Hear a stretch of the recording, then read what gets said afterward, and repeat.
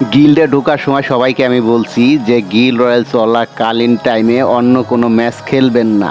তো সবাই বলছে ঠিক আছে। তো দেখো এখানে কিন্তু আমাদের গিল্ড ফরিদপুরে আছে 19-এ, আর আমরা কিন্তু গিল্ড হয়ে খেলতেছি। আর এখানে কিন্তু দেখো গিল্ড হয়ে চলাকালীন টাইমে কেউ সিএস খেলতেছে, কেউ ভারমোটা খেলতেছে। তো এই জন্য আমি গিল্ড থেকে এদেরকে বের করে দেবো।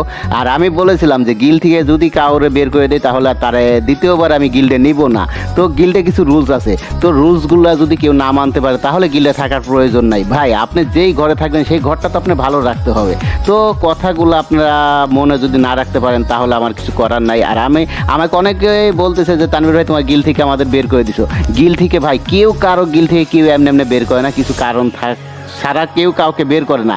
আর ভাই এখানে অনেক পুরাতন প্লেয়ার আছে, তারপরেও কিন্তু আমি বের করেছি। কেন বের করেছি? কারণ রুলসগুলো যদি কেউ না মানে তাহলে গিল্ডে থাকার দরকার নাই। আর যারা অ্যাড পাঠাইছো আমি তাদের কাউকেই অ্যাড করবো না, কারণ যারা গিল্ডে একবার শিলা দিতে পারে আমি তাদের গিল্ডে রাখতে চাই না।